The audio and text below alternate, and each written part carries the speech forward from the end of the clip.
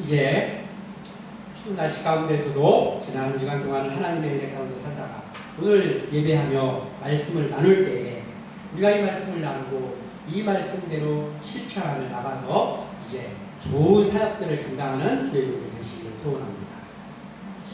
자, 이렇게 세상을 살아가다 보면 그 세상을 살아가다 여러 가지의 일들을 만나게 되는데 뭐 사람들 간의 관계 속에서 또 직장에서 또는 사역지에서의 관계 속에서 여러 가지 일들이 생기지 않습니까? 그런데 그 일들 중에서 가장 기분이 나쁜 일 중에 하나가 있는데 그것이 무엇입니까?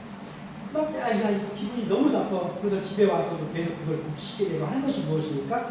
비교당하는 일. 어디에 가서 무슨 일을 할 때에 비교를 당하는 일은 매우 마음을 상하게 하는 일이 아닐 수 없습니다.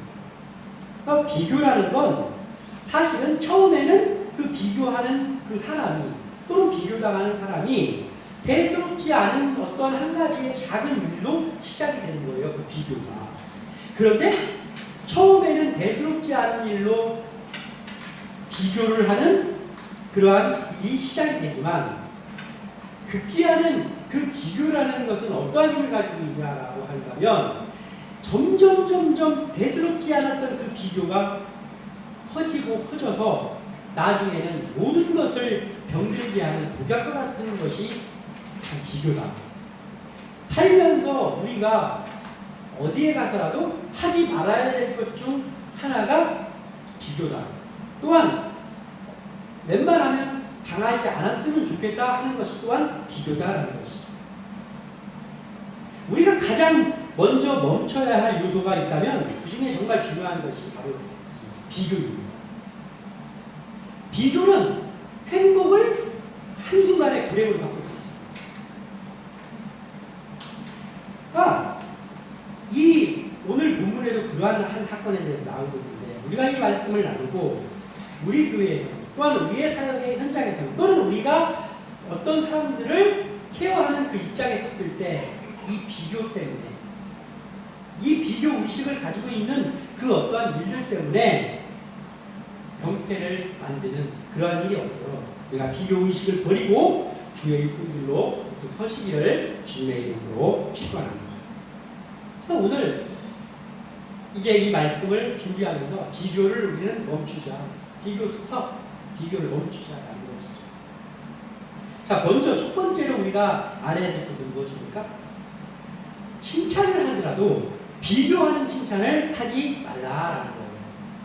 칭찬은 좋은 것이죠. 칭찬은 좋은 것입니다. 그러나 칭찬을 할 때마저도 비교를 그곳에 섞어놓은 칭찬은 하지 말라라는 것이죠.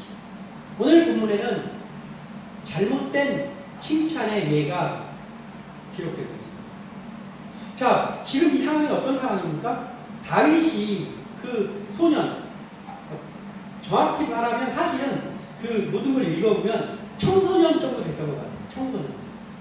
지금으로 말하면 뭐 중고등학생쯤 된 어느 정도는 성인에 가까워진 다윗이 골리앗이라는 그 거인을 부리고 또 그로 인해서 블레셋 전체를 쑥대밭을 만들고 승리를 거두고 돌아오는 그러한 내용입니다. 골리앗과 블레셋을 물리치고 돌아오는 이 다윗의 승전보를 듣고 그곳에 한 시가 뿌려지는데 그 시가 무엇이냐면 비교라는 시입니다. 여인들이 나와서 그 시를 뿌리죠.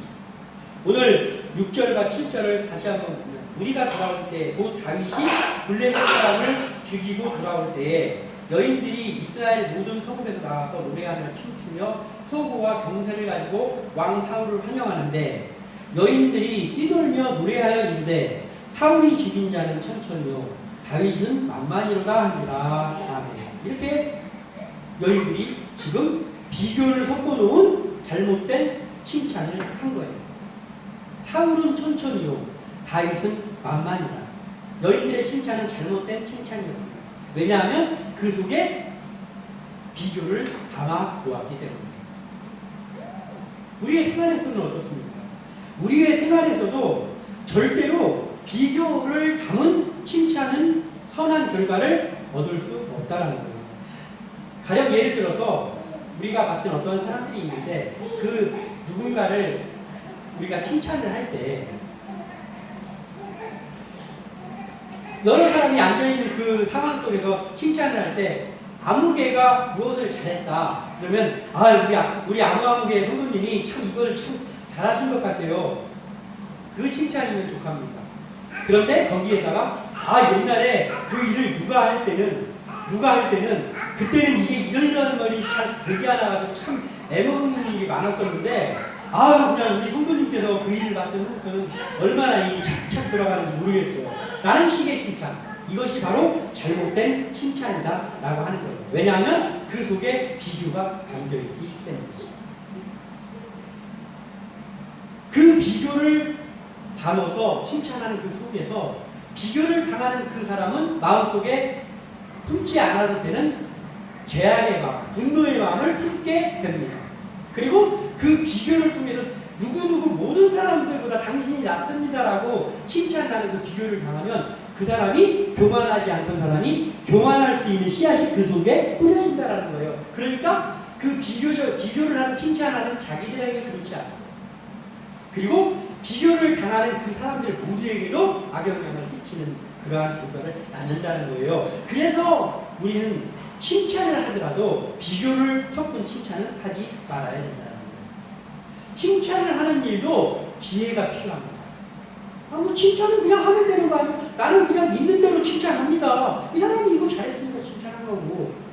맞죠? 맞으나 누군가를 이끄는 자리에 있는 사람은 절대로 그래서는 안 된다는 거예요.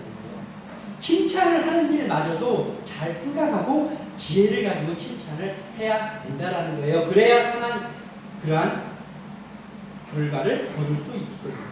비교하는 칭찬은 모두의 행복을 빼앗고 또한 거기서 만들어지는 것이 있는데 뭐냐면 경쟁과 또 시기와 질투 이런 속으로 그들을 한꺼번에 그냥 그 구렁텅이로 몰아넣는 거라고 말이죠. 비교의 칭찬을 들었을 때 하나님을 바라보고 하나님만 바라보고 나가는 사람이라면 그 비교하는 칭찬을 들었어도 얼른 그 비교에서 벗어나는 그런 마음을 가지고 하나님 앞에 서 있는 사람. 그러니까 내가 비교를 당하는데 그 비교를 당해서 더 잘했다는 칭찬을 받는 입장이다라고 한다면 하나님만 바라보면서 나가는 사람은 그 칭찬을 받을 때 어떻게 합니까? 막 좋아가지고 막 웃으면서 앉아있으니까 그래서는 안 되는 거예요. 거기서 빨리 어떻게 화제를 좀 이렇게 돌려서라도 그러한 바람직하지 않은 그 칭찬의 자리를 얼른 벗어날 수 있는 지혜를 발휘해야 된다는 거예요. 그런가 하면 어떻게 하다 보니까 나의 의지와는 상관없이 어떤 사람이 누군가와 나를 비교해서 어떤 칭찬을 했는데 나에게는 왠지 모르게 기분이 좋지 않은 비교를 당한 그런 상황도 있지 않습니까?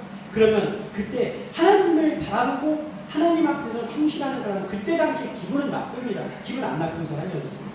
기분이 나쁘지만 그래도 하나님 아버지께서 제 마음을 상처를 싸매주세요. 그리고 더 노력하면서 그 비교를 당하지 않도록 더 노력하면서 나가는 겁니다. 이것이 하나님을 바라보고 나가는 사람이 비교를 대하는 태도입니다. 비교를 대하는 태도를 보면 그 사람이 어디를 향하고 있는지를 압니다. 오늘 나오는 이스라엘의 첫 번째 왕, 그를 왕으로 세울 때 그를 이스라엘의 그 어떤 사람과도 견줄 수 없는 사람이라고 했어요. 견줄 수 없는 사람. 남들보다 목 하나가 더 크고 키가 훤칠하고 그리고 유력한 집안 베냐민 지파의 기스의 아버지. 겸손하기를 이루 말할 것이 없다. 그런 사람이었어요. 아주 누구와 비교할 수 없는 정말 훤칠한 인물이었던 거예요. 사울이. 그런데 그 사울이 처음에는 하나님만 바라고 시작을 했지만 점점 갈수록 교만해집니다.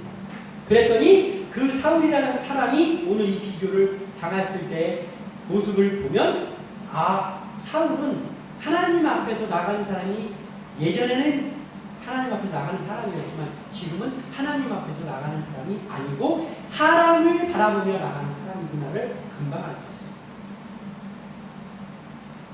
또한 다윗은 어떻습니까? 오늘 이 본문에서 그러한 내용들이 자세히 나와 있지는 않지만 전후의 맥락들을 다 읽어보면 다윗은 어떤 사람입니까?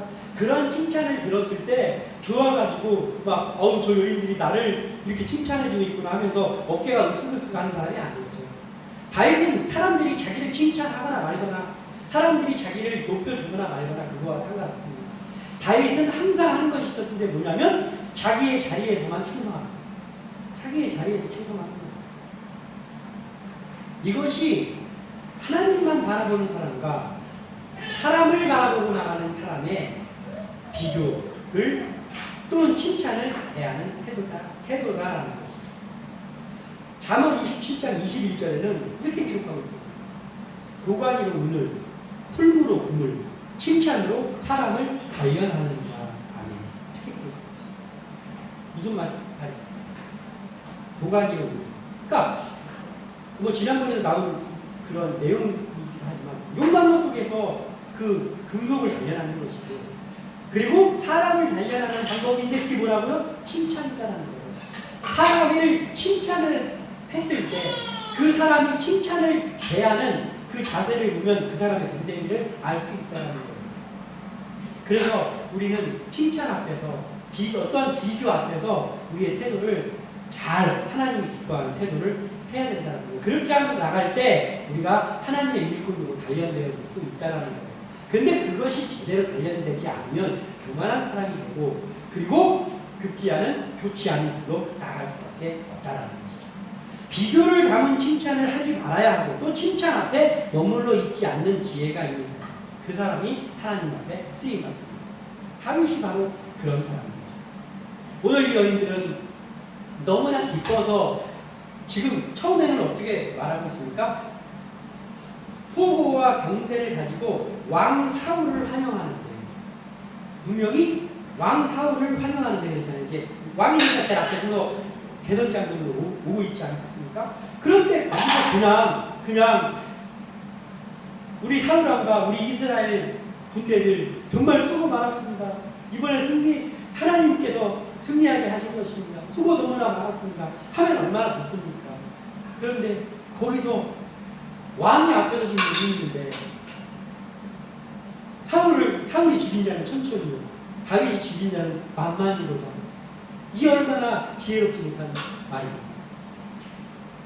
그런데 이게 이 여인들만 지혜롭지 못한 게 아니라 사람이 너무 슬픈 일이 있어도 그렇지만 너무 기쁜 일이 있거나 뭐 일이 잘 됐을 때 그때 조심해야 되는 순간이에요. 일이 너무 잘 돼가지고 지금 자기들 따르면 최대한으로 칭찬을 한다는 게 이렇게 칭찬을 한 거예요. 말하자면 말실수를 하는 거예요. 너무나 흥분한 거지. 이걸 조심해야 돼요. 우리의 사역 현장에서도 이러한 실수를 범하기 좋은 때가 너무나 많아요. 아까도 제가 잠시 얘기했지만 어떤 일이 너무 잘 됐어요. 교회에서 또는 어떤 사역지에서. 그랬더니 막 칭찬해 주는 거예요. 내가 나와 같이 일하는 사람들을 내가 칭찬해 줘야 되겠구나. 그래서 칭찬을 하는 거예요. 근데 그 칭찬을 할 때 우리 너무나도 수고했습니다. 거기서는 앞장서서 일하는 사람도 있지만 앞장을 못 쓴 사람도 있잖아요. 그러면 그 자리에서는 칭찬을 할 때 어떻게 칭찬해야 됩니까? 싸잡아서 칭찬해야 돼요. 우리가 힘을 합쳐서 해서 너무나 일이 잘 됐습니다. 하나님께서 도와주셔서 일이 너무나 잘합니다. 흐뭇합니다. 모두들 수고하셨습니다. 그거는 족합니다. 근데 너무 어떤 잘하는 사람 있잖아요. 그러니까 그 사람을 너무 칭찬해주고 싶은 나머지 그 사람을 너무 비행기를 태워주면 어떻게 됩니까? 그 사람을 칭찬하고 칭찬 받을 만했겠지. 근데 그게 아니라 그 나머지 사람들은 상처를 받을 수 있고, 그 나머지 사람들은 품지 않았던 분노의 마음을 품을 수 있는 거예요. 오늘 사울과 같은 그러한 상태가 될 수 있다라는 거예요. 그래서 우리가 칭찬 하나를 하더라도 비교를 담지 않은 칭찬을 해야 되는 그게 이유다라는 거죠. 우리가 교회에서 많은 사람 앞에서 되도록 한 사람을 지목해서 칭찬하는 일을 삼가해야 돼요. 교회에서 자주 일어나는 일 중에 그게 있습니다. 담임 목사님이 단상에서 성도들과 함께 예배를 드리는 단상에서 그런 일이 종종 많이 일어난다. 칭찬해 주는 건 좋지요. 그러나 그 칭찬을 그 자리에서 해도 되는 칭찬이 있고 하지 말고 개인적으로 불러서 해야 되는 칭찬이 있다는 거예요. 그것을 잘 분별해서 우리가 칭찬을 해야 된다는 거예요. 우리 교회에서 이제 우리 성도가 생기고 우리가 일할 때 우리 주회종들이 알아야 될 것이 그런 거예요. 우리 목사님들 우리 사모님 어떤 사람을 칭찬할 때 이것이 공식적으로 해야 되는 칭찬인지 아니면 조용히 불러서 격려해주면서 이렇게 해야 되는 건지 그런 것들을 잘 판단해서 칭찬을 해야 그리고 비교를 섞지 않는 칭찬. 아유 그냥 그 권사님이 할 때는 그냥 아유 그냥 얼마나 힘들었나 그래 내가. 근데 그냥 권사님이 하시니까 너무 좋아. 그런 칭찬은 되도록이면 하지 말아야 된다는 거예요. 이러한 것들을 우리가 잘 조율하면서 우리가 사역을 감당해야 된다는 것을 우리가 마음에 새기고 나아가는 바랍니다. 그럼 우리가 살펴봐야 될 것이 무엇입니까? 비교를 섞은 칭찬을 하지 말아야 됩니다. 또 해야 될 때는 나와 남을 비교하지 말라는 거예요. 나는 나고 남은 아니다라는 거예요. 나와 남을 비교하는 것이 결코 좋은 결과를 낳을 수가 없어요. 자, 오늘 8절에 사울이 그 말에 불쾌하고 무슨 말에? 너희들이 하는 그 칭찬, 비교를 섞은 칭찬을 불쾌하고 심히 노하였는데 다윗에게는 만만을 누리고 내게는 천천만 누리니 그가 더 얻을 것이 나라 말고 무엇이냐 하고 이렇게 얘기하고 있어요. 자, 다윗이 그 칭찬을 받았습니다. 그래서 다윗이 지금 사울에게 나라를 뺏으려는 마음을 언제 하나만큼이라도 먹었습니까? 아니에요. 다윗은 그냥 정말 이길 수 없는 골리앗 앞에 용사들도 다 고개 숙이고 엎드려 있는 그때에 그 하나님의 백성들을 이 모욕당한 하나님이 모욕당한 것을 참지 못해서 자기 목숨을 걸고 나가서 이기고 돌아온 것뿐이에요. 선한 일 한 것뿐이에요. 특히나 그 일을 하기 위해서 거기에 있을 때 그의 큰형이라는 예? 그의 큰형 엘리야는 이 교만한 교만 네가 뭔데 거기서 나서냐라는 자기가 듣지 않아도 될 말까지 들으면서 그 선한 일을 하고 돌아오는 다윗입니다. 그런데 다윗이 먹지도 않은 생각을 갑자기 이 사울이 하는 거예요. 이제 그래 이제 남은 게 뭐야? 저 다윗이 남은 거 딱 한 가지네. 왕만 되면 되겠네. 나를 몰아내고 왕만 되면. 이게 왜 뜬금없는 소리입니까? 이게 왜 뜬금없는 소리냐고. 무엇 때문에 이게 시작했어요? 처음에 그 비교를 섞어놓은 여인들의 그 칭찬 한마디 때문에. 그 여인들이 그 칭찬을 하지 않았더라면 사울이 이런 마음을 먹었습니까? 안 먹어요. 그러면 다윗이 목숨이 위태로운 생활을 도망다니면서 해야 됐습니까? 아니에요. 처음에는 대수롭지 않게 칭찬해 주려고 너무 기뻐가지고 승전가를 올리고 돌아온 사람 칭찬해 준다고 시작된 별 아무것도 아닌 그 비교를 섞은 그 칭찬 한마디가 이 지경에 있게 한 거예요. 모두를 병들게 한 거예요. 여인들의 비교하는 칭찬을 들은 사울은 사람을 바라보고 사는 사람이었어요. 처음에는 하나님을 바라보고 사는 사람이었지만 교만해지면서 사람을 바라보고 사람에게 치우쳐서 사람의 반응을 보면서 살아가는 사람이었는데 근데 지금 그 말을 듣는 거예요. 그랬더니 다윗과 비교하는 그 말을 듣고 나서 즉시 그의 사울 왕에 드는 생각이 있었는데 뭐냐면 자기 자신도 드디어 사울 자신도 그 여인들의 비교를 듣고 자기가 다윗과 비교하기 시작하는 거예요. 여기 나와 있지 않나요? 야, 너희들이 나한테는 천천히 돌리고 다윗에게는 만만을 돌리는데 그러고 보니까 내가 저번에는 내가 눈여겨 안 봤는데 지금 보니까 저 얼굴이 잘생겼네. 아니 사람들이 혹하겠어. 응? 어떻게 보면 저 조금만 저 잘 나가다 보면은 쿠데타 일으킬 수도 있겠네. 어? 저 왕이 되지 말라는 법이 어딨어. 내가 처신을 잘해야 되겠구나. 이런 거예요 지금 상황이.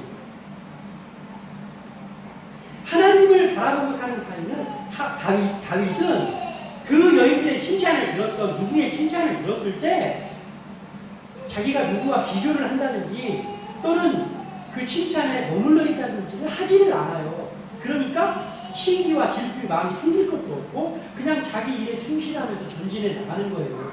뭐예요? 하나님이 기뻐하시는 그러한 마음을 가지고 계속해서 누가 뭐라고 하든 말든 자기 일에 충성하면서 전진해 나가는 거예요. 그런데 사울은 그렇지 못한답니다. 그 비교를 듣는 그 순간부터 자기가 다윗과 비교하기 시작합니다. 그러니까 외산을 비교하는 거예요. 외산을 비교하는 거예요. 그러니까 비교를 하다 보니까 무슨 마음이 생겨요? 원래는 없었던 이웃의 마음이 생겨요. 다윗이 뭔가 잘못해서 미움의 마음이 생겼습니까? 아니, 잘해서 너무 잘해서 미움의 마음이 생기는 거예요. 왜? 그 비교 때문에. 이제는 본격적으로 왕인데 모든 사람과 견줄 수 없을 만큼 그 왕인데 그 왕이 마음이 좁쌀만해지는 거예요. 그러면서 아무것도 아닌 청년 다윗과 자기를 비교하면서 괜히 다윗을 미워하는 거예요. 그리고 다윗이 하는 한 가지 지혜롭게 하는 한 가지마다 시기와 질투 때문에 견딜 수가 없는 거예요. 그래서 이제는 어떻게 합니까? 이제 다윗의 이제 꼬투리 잡을 거 없나? 그거 이제 찾는데 왕이 할 일이 얼마나 많겠어요. 근데 그거 하나 있는 거예요. 나를 남과 비교하게 되면 나도 병들고 그리고 다른 사람도 불행하게 하는 거예요. 나를 남과 비교하기 시작하면 내 마음이 편합니까? 막 견딜 수 없는 불편함이 다가오는 거예요. 그리고 막 누구를 괜히 미워하는 마음이 불쑥불쑥 생기고 질투의 마음이 없었는데 불쑥불쑥 생기는 거예요. 비교하면. 그러면 나만 그렇습니까? 그러면 뭔가 행동을 할 거 아니에요. 사울한테 한 것처럼. 그러면 그 상대방도 아무것도 모르는 채 자기 일만 하고 있었는데 갑자기 불편한 일이 생기는 거예요. 모두를 불행하게 하는 거예요. 그러니까 그냥 괜한 미움과 오해이 거기서 생겨나게 된다는 거예요. 그래서 절대로 남과 나를 비교하는 그러한 일을 해서는 안 된다는 거예요. 성경에 대표적인 인물이 하나 있지 않습니까? 나와 남을 비교해서 모두가 불행하게 하는 사람 누구 있습니까? 아담의 첫째 아들 가인 아닙니까? 가인이 어땠습니까? 각자 자기가 했던 일, 그러니까 그때까지는 뭐예요? 한 번도 가인이 나는 곡식을 거뒀는데 저 양을 참 잘 치는 것 같아. 그래서 희생한 적이 있습니까? 희생 안 했어요. 나는 농사꾼이고 내 동생 아벨은 양을 치는 목동인 거예요. 둘 다 마찬가지니까 자기 일에만 충성을 다했던 사람들이에요. 그리고 자기들이 열심히 한 그 일을 가지고 거기서 얻은 그 소출과 그 열매들을 가지고 하나님 앞에 예배 드렸습니다. 각자의 것들을 가지고 예배 드렸어요. 거기까지 얼마나 좋습니까? 그런데 그 가인이 하나님께서 기쁘시지 않는 제사를 드린 거예요. 예배를 드린 거예요. 구체적으로 무엇을 어떻게 했기에라고 나와 있지는 않지만 어찌되었든 하나님은 모든 것을 아시는 하나님이 볼 때는 가인이 그 예배가 온전한 예배가 아니었던 거예요. 아벨은 온전한 예배를 드렸습니다. 그래서 가인과 그의 제사는 하나님께서 받지 않으시고 그 예배 그리고 아벨과 그의 예배를 받으신 거예요. 자, 그러면 아벨이 뭐 잘못을 했습니까? 가인하고 똑같아요. 아벨이 아무 잘못도 안 했습니다. 그런데 가인이 하나님이 자기 예배는 안 받고 동생의 예배를 받으셨으면 그럼 어떻게 해야 돼요? 내가 무엇이 잘못했습니까? 하나님 앞에 기도하면서 그러면서 회개하고 자기도 하나님 받으실 만한 예배를 드렸으면 그러면 우리가 가인의 후손이 됐을 수 있잖아요. 우리가 가인의 후손이 될 수 있잖아요. 그렇지 않습니까? 그런데 가인은 어떻게 했어요? 그 책임을 자기한테서 찾지 않고 계속 아벨하고 비교를 하면서 아벨을 미워하는 거예요. 아벨을 미워하고 거기서 더 나가서 어떻게 했습니까? 창세기 4장 8절에 가인이 그의 아우 아벨에게 말하고 그들이 들어있을 때에 가인이 그의 아우 아벨을 쳐 죽이니라. 이때부터는 그 가인이 자기가 하나님 앞에 온전히 설 생각을 하는 게 아니고 사람을 바라보다 보니까 자기 동생이 아무 잘못을 안 했는데 자기 동생을 미워하는 거예요. 그리고 늘 그 동생하고 같이 거기서 다니는데 그 다니는 목적이 뭐예요? 기회를 엿봐서 아벨을 죽이는 거예요. 그 결국은 죽였어요. 남과 나를 비교하는 순간부터 불행이 시작되는 거예요. 그리고 결국은 내가 하지 않아도 되는 수법을 쓰게 되고 하지 않아도 되는 방법을 동원하게 되는 거예요. 불행해집니다. 그리고 그것으로 인해 희생자로 생깁니다. 모두를 불행하게 하는 게 바로 나를 남과 비교하는 일이다. 우리가 사역을 할 때 나와 남을 비교하는 일을 하지 말고 내가 할 일에만 충성을 하는 거예요. 다른 사람이 하는 어떤 사역이 잘 되어지고 있으면 그 사람을 내가 좀 칭찬해 주는 거예요. 아, 저 사람은 참 저런 면을 되게 잘하는 것 같아. 나는 왜 그 면을 갖지 못했는데 저 사람은 저런 거 되게 잘하는 것 같아 라는 것이 느껴집니까? 그럼 그때부터 나와 그 사람을 비교하는 게 아니라 그 사람과 나는 다른 거잖아요. 그 사람이 잘하는 것, 그 사람을 하나님께서 그 사람에게 주신 달란트가 따로 있는 거죠. 그리고 내가 하나님께 받은 달란트가 따로 있는 거잖아요. 그러면 나는 내 달란트를 가지고 하나님 앞에 충성하면서 나가는 겁니다. 그리고 다른 사람들이 가지고 있는 달란트로 다른 사람이 일을 잘하면 내가 그 사람들을 칭찬을 해주기도 하고 지혜를 칭찬을 해주기도 하고 그 사람을 격려해주기도 하고 또 내 일은 내가 열심히 하면 되는 거예요. 그러면 합력하여 선을 이루어서 나갈 수 있습니다. 우리의 이 사역의 현장에서도 그런 것들이 필요하다는 거예요. 그런데 이 사울과 같이 그러한 것들을 바라봤을 때 불쾌한 마음이 생깁니다. 불쾌한 마음이 잠깐 생길 수는 있을지라도 그 불쾌한 마음을 점점 상상의 나래를 펴고 이제 보니까 저 사람이 그냥 저기 한 줄 알았더니 나한테도 악영향을 끼치네 이래가면서 비교하고 또 비교하고 그리고 그 사람을 미워하고 이렇게 되면 그러면 아무 일도 할 수 없는 그냥 일을 그르치게 되는 상황만 만든다라는 거예요. 그래서 우리는 어떻게 해요? 일단은 비교하는 마음을 없애야 된다. 스톱해야 된다는 거예요. 그리고 나는 내가 해야 될 일을 하나님 앞에서 최선을 다하면 됩니다. 그리고 또 남이 하는 영역도 내가 인정해 줄 줄 아는 포용력이 있어야 됩니다. 그래야 하나님의 일꾼이라고 할 수 있습니다. 자, 다윗이 사울에게 말하기를 마치네. 요나단의 마음이 다윗의 마음과 하나가 되어 요나단이 그를 자기 생명같이 사랑하니라. 아멘. 사무엘상 18장 1절입니다. 오늘 본문에서 조금 올라가면 누구입니까? 사울의 아들이 요나단. 이 요나단이 다윗이 그 블레셋 장수 골리앗을 물리쳤을 때의 이 요나단의 자세입니다. 요나단이 어떻게 했다고요?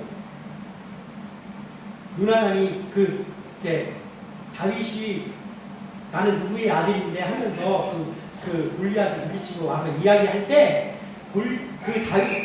요나단의 마음에 다윗을 시샘하는 비교의 마음이 생긴 게 아니고 요나단은 어떻게 했다고요? 그를 사랑하는 마음이 생겼어요.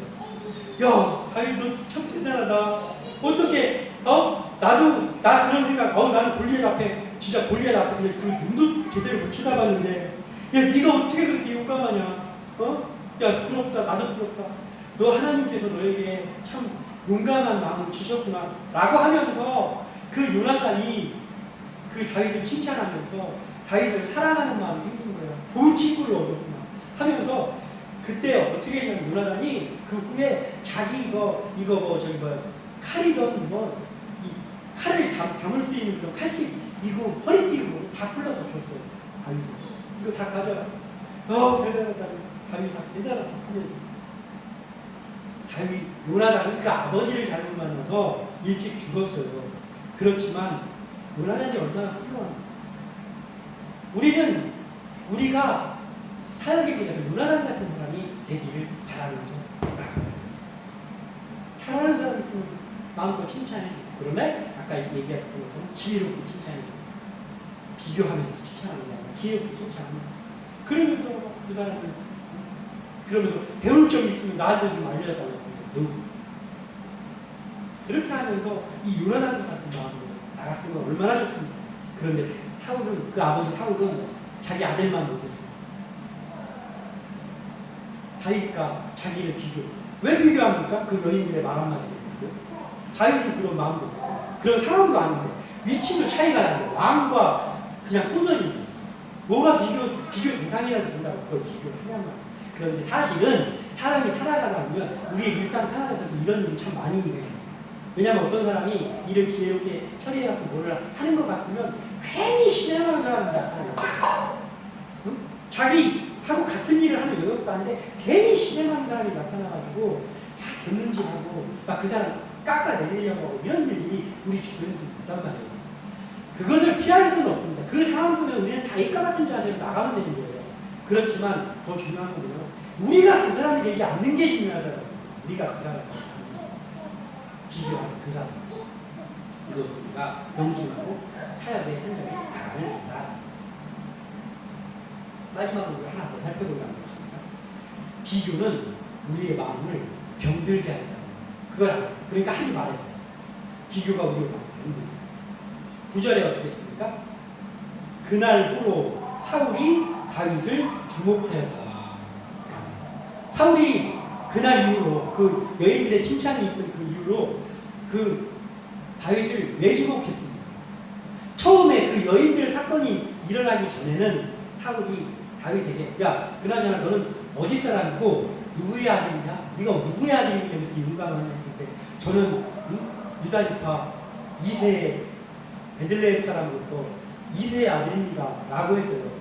그때는 뭐야? 이놈 참 범상치 않은 놈이네. 이거 용감한 녀석으로서 하면서 칭찬해주면서 그를 주목했잖아요. 사울이. 근데 지금 주목은 그때하고 달라요. 그날 이후로 그 여인들이 그 비교하는 칭찬하는 그날 이후로 사울이 다윗을 주목해요. 왜 주목했습니까? 이거 나중에 이거 불행의 씨앗이 될 수 있는 놈이야. 내 왕자를 누릴 수 있는 놈이야. 이러면서 지금 주목하는 거예요. 왕이 이처럼 추한 게 어디 있습니까? 지도자가 이처럼 추해지는 게 어디 있습니까? 그래서 비교는 마음을 병들게 한다는 거예요. 누군가와 비교하는 순간부터 나의 마음이 병들고 나의 마음만 병듭니까? 남을 병들게 하고 그리고 모든 상황을 병들게 하는 거예요. 여인들의 비교 칭찬의 소리를 듣는 순간 사울의 마음에도 비교의 마음이 싹 폈잖아요. 칭찬해 주려고 지금 다윗을 불렀던 거예요. 그리고 칭찬해 주려고 지금 왕궁으로 돌아가고 다윗에게 상주 내리고 칭찬해 주려고 지금 가고 있는 중이었어요. 그런데 비교를 섞은 여인들의 꾀산이 없는 그 칭찬이 뿌려지면서 그 독약 같은 그 씨앗이 뿌려지면서 사울의 마음속에 분노와 시기의 마음 그리고 비교의 마음이 일어나면서 불릴듯 일어나면서 다 불행을 다 병들게 했어요. 비교의식으로 인해 질투에 사로잡히면은 이게 마음이 병듭니다. 누군가와 비교하는 마음이 내 마음속에 생기기 시작하잖아요. 그러면은 내 마음이 병들어요. 계속 마음이 불행하고 계속 막 그런 거에 시달리는 거예요. 불면증도 생기고 아무것도 안 되는 거예요. 마음이 요동치고 격대로 뭔 일을 할 수가 없는 상태가 되는 거예요. 비교의식 또한 그걸로 인해서 질투와 시기의 마음, 미움의 마음이 생기고 그리고 다중인격입니다. 다중인격. 자, 사울이 어땠습니까? 그냥 주목만 하고 말았나요? 아니요. 사울이 완전 다중인격자가 되는 거예요. 어떻게 합니까? 어쩔 때는 다윗을 불러가지고 막 칭찬도 해주고 같이 막 식사도 하고 막 그래요. 그러다가 어느 날은 막 자기 옆에 있던 창을 들어가지고 자기 좋게 해주려고 와서 일하고 있는 다윗에게 갑자기 누구라도 창을 집어던져. 벽에다가 다윗을 박아서 죽일 것이다 하는 창을 집어던져. 그러고 나서 나중에 미안하다. 다윗아, 내가 미안하다. 그러니까 미안하다고 사과해. 그리고는 또 그렇게 하고 하면 다윗을 멀리하면 되잖아요. 안 보면 되잖아. 다윗을 자기 주변에 없게 하면 되잖아요. 그러면 안 보면은 미움의 마음이 안 생길 거니까. 근데 그러지도 않아. 다윗을 주목하면서 사울이 그렇게 다윗을 비교하면서 미워하고 있는데 어떻게 했습니까? 그 미워하는 다윗을 자기 딸을 결혼시켜가지고 자기 사위를 만들어요. 이런 다중인격이었어요. 완전히 병들어. 그러니 나라를 온전히 다스릴 수 있습니까? 나라 못 다스리죠. 나라를 못 다스려. 완전히 다중인격돼요. 이게 바로 비교라는 그런 작은 씨앗이 뿌린 결과가 이렇게 나타난다는 거예요. 그래서 우리의 사역의 현장에서 절대 비교가 없어야 된다는 거예요. 자식들을 키울 때도 마찬가지입니다. 여러 2명, 3명의 자식이 있다면 칭찬을 한마디 하더라도 그 자식들을 비교하면서 칭찬하면 안 된다는 거예요. 그러면 좋은 결과를 낳을 수가 없어요. 똑같이 칭찬해줘. 그리고 어떤 한 아이만 칭찬해줄 때는 그 아이를 단둘이 있을 때 너 이거 참 잘했어. 네 형보다 잘했어가 아니라 너 이거 참 잘했어. 그렇게 칭찬하는 거야. 비교를 하는 거는 모든 것들이 그러기 때문에 우리의 사역의 현장 속에서 비교하는 칭찬을 삼가 그리고 서로의 관계 속에서 서로의 영역을 인정해 줘. 그리고 나에게 맡기신 하나님의 일에 최선을 다.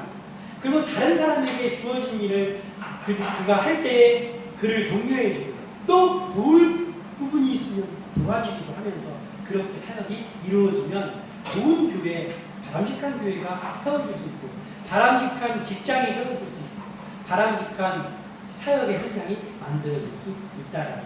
아무쪼록 우리가 이 말씀을 나누었음에 비교가 이렇게 참 황당한 거구나 라는 것들을 우리가 다시 한번 마음에 새기고 우리 함께 나눈 교회가 그러한 교회가 되도록 힘쓰는 주의 이름으로 또 우리들이 하는 사역의 현장 가운데서 이러한 것들을 명심하고 사역해 나가는 그러한 하나님이 기뻐하시는 다윗과 같은 요나단과 같은 그러한 사역자들이 되시기를 주님의 이름으로 축원합니다.